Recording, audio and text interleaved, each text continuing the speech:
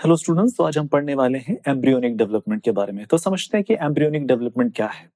Embryonic development का मतलब होता है एम्ब्रियो का स्टेज बाय स्टेज डेवलप होना। ठीक है, तो इस वीडियो को समझने के पहले हम लोग एक बार पिछले वीडियो को भी रिकॉल कर लेते हैं। पिछले वीडियो में हमने देखा था फर्टिलाइजेशन के बारे में। तो फर्टिलाइजेशन के बाद ही एम्ब्रियोनिक डेवलपमेंट होता है। तो हमने देखा था कि जो ब्लास्टोसिस्ट का जो आउटर मोस्ट लेयर होता है उसको हम ट्रोफोब्लास्ट कहते हैं, और जो इनर वाला जो लेयर होता है उसको अपन बोलते हैं इनर सेल मास। ठीक है, तो ये जो ब्लास्टोसिस्ट है यही क्या होगा कि ये डिफरेंट डिफरेंट लेयर्स में डेवलप होगा और इस तरीके से वो एक एम्ब्रियो को डेवलप करता है। ठीक है, एक बार फिर से समझते हैं। सबसे पहले फर्टिलाइजेशन हुआ था। फर्टिलाइजेशन मतलब जब मेल और फीमेल गैमेट्स के बीच में फ्यूजन के बाद फॉर्मेशन हुआ था जाइगोट का, फिर वो डिफरेंट सेल स्टेजेस में आगे बढ़ता है। तो वह 4 से वो 8 से फिर वो 16 से वो 32 से वो 64, इस तरीके से वो कंटिन्यूअसली क्या हो रहा है कि जो जाइगोट है वो एम्ब्रियोनिक डेवलपमेंट की तरफ आगे बढ़ रहा है और एक स्ट्रक्चर फॉर्म करता है जिसको हम बोलते हैं ब्लास्टोसिस्ट। और यही ब्लास्टोसिस्ट आगे चल करके क्या बनेगा, एम्ब्रियो में डेवलप हो जाएगा। ठीक है, तो ये तभी पॉसिबल होता है जब इम्प्लांटेशन हो जाए। इम्प्लांटेशन किसे बोलते हैं, जब ये स्ट्रक्चर ब्लास्टोसिस्ट जा करके यूट्राइन वॉल में अपने आप को क्या कर लेता है, अडहियर कर लेता है। ठीक है, चलो नेक्स्ट। तो जैसे ही ट्रोफोब्लास्ट फिर से समझते हैं कि ब्लास्टोसिस्ट का आउटर मोस्ट लेयर है। जब ट्रोफोब्लास्ट यूट्राइन वॉल में जाकर के चिपक जाता है तो उसके चारों तरफ क्या होता है, ये एक स्ट्रक्चर डेवलप होता है जिसको अपन बोलते हैं कोरियोनिक विलाई। ठीक है, ये जो ट्रोफोब्लास्ट ये आउटर मोस्ट लेयर है जो ब्लास्टोसिस्ट का। तो ये जो ब्लास्टोसिस्ट का आउटर मोस्ट लेयर है जो ट्रोफोब्लास्ट जिसे हम कह रहे हैं, उसमें स्ट्रक्चर्स डेवलप होते हैं जिसको अपन बोलते हैं कोरियोनिक विलाई। ये जो कोरियोनिक विलाई है that is development of new blood vessels. ठीक है, और जब ये न्यू ब्लड वेसल्स डेवलप होते हैं तो होता ये कि मम्मी और बच्चे के बीच में कनेक्शन जुड़ जाता है, और ये जो कनेक्शन है बेबी को क्या करेगा, नरिशमेंट प्रोवाइड करेगा। एट द जिस जगह पे कनेक्शन होता है वहां पे एक स्ट्रक्चर डेवलप होता है जिसको अपन बोलते हैं प्लेसेंटा। ठीक है, याद रखना। और ये जो अंदर जो स्ट्रक्चर डेवलप हो रहा है दैट इज एम्ब्रियो।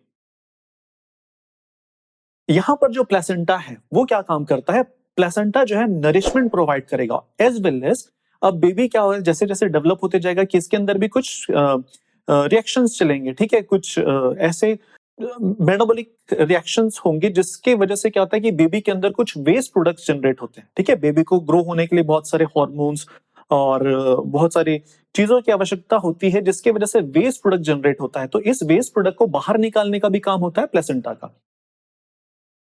ये स्ट्रक्चर जो है प्लेसेंटा है जो यूट्राइन वॉल में अटैच होता है, और ये है एम्ब्रियो जो क्या हो रहा है कि धीरे धीरे मम्मी के वूम के अंदर डेवलप होते जा रहा है। तो गैस्ट्रुलेशन को समझते हैं। गैस्ट्रुलेशन मतलब क्या होता है, जो इनर सेल मास था, ठीक है, ब्लास्टोसिस्ट में जो आउटर मोस्ट लेयर ट्रोफोब्लास्ट और इनर वाला जो लेयर था इनर सेल मास। तो वो जो इनर सेल मास है वो क्या होता है, उसमें बहुत वो मल्टी लेयर का बनना चालू हो जाता है जिसको अपन बोलते हैं गैस्ट्रुलेशन। ठीक है, और ये कब हो चालू होता है, 3rd वीक के करीब। ठीक, तो होता ये है कि ये जो इनर सेल मास था वो 3 डिफरेंट लेयर्स में डेवलप होता है। आउटर मोस्ट को अपन बोलते हैं एक्टोडर्म। ठीक है, जो क्या डेवलप करता है, nervous system, brain, spinal cord, epidermis, hair, nails etcetera. फिर मेसोडर्म जो मिडिल लेयर है वो डेवलप करता है कनेक्टिव टिश्यूज को, मसल्स को, सर्कुलेटरी सिस्टम को, नोटोकॉर्ड, बोन, किडनी और गोनाड्स को। और सबसे अंदर वाला जो लेयर है दैट इज एंडोडर्म, कि इंटरनल ऑर्गन जैसे stomach, liver, pancreas, bladder, lungs, gut lining, इन सबको डेवलप करता है।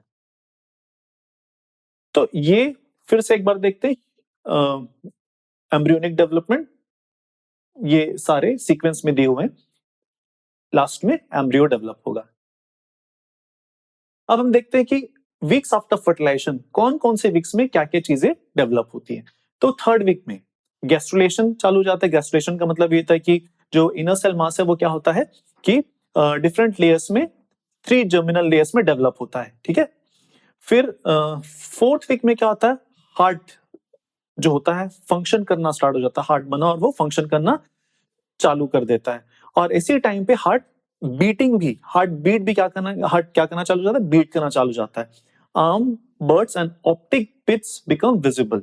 ठीक है, फिर 5th वीक में क्या होता है कि जो साइज होता है एम्ब्रियो का लगभग 4 mm के करीबन होता है, और ये जो होता है सी शेप में आना चालू हो जाता है। Inner ear starts develop pharyngeal arches develop होना चालू हो जाते हैं, लीवर, पैंक्रियास, स्प्लीन और गॉल ब्लैडर डेवलप होना चालू हो जाते हैं। फिर 6th वीक में अपन देखते हैं कि जो एम्ब्रियो है वो करीबन 8 mm का है। यहाँ पर eyes, nose, leg birds, hands और जैसे हैंड्स जो होते हैं फ्लैट पैडल्स की तरह अपीयर होना चालू हो जाते हैं। स्टमक और किडनी प्रिकर्सर्स जो होते हैं डेवलप होना स्टार्ट हो जाते हैं। और 7th वीक में अपन देखते हैं कि जो एम्ब्रियो का साइज है करीबन 13 mm का होता है। इसमें lungs, lymphatic system, primary sex organs जो होते हैं वो स्टार्ट होना जाते हैं डेवलप होना। फिर होता है कि आर्म्स और लेग की जो लंबाई होती है वो बढ़नी चालू हो जाती है, छोटे छोटे डिजिट्स के रूप में वो अपीयर होना चालू हो जाते हैं। फिर 8th वीक में एम्ब्रियो का जो साइज होता है करीबन 20 mm का होता है। इसमें एक्सटर्नल ईयर डेवलप होना स्टार्ट हो जाएंगे, nipples, hair follicle start develop हो जाते हैं फिर। और मोस्ट ऑफ द ऑर्गन्स का जो डेवलपमेंट है वो इस टाइम तक चालू हो जाता है। लिम्स और डिजिट्स जो होते हैं वो 2nd मंथ तक दिखना चालू हो जाएंगे। फर्स्ट ट्राइमेस्टर के एंड में मेजर ऑर्गन सिस्टम्स डेवलप होना चालू हो जाते हैं, जेनिटल्स विजिबल होना चालू हो जाते हैं। 5th मंथ में जो एम्ब्रियो है मूव करना चालू हो जाता है और हेयर्स जो होते हैं वो हेड में दिखना चालू हो जाएंगे।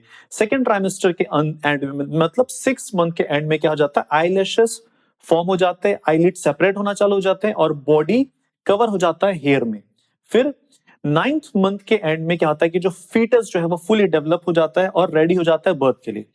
आई होप आपको ये वीडियो समझ में आएगा। इनकेस आपको किसी तरह का कोई डाउट है तो आप मुझे कमेंट सेक्शन में लिख करके बता सकते हैं।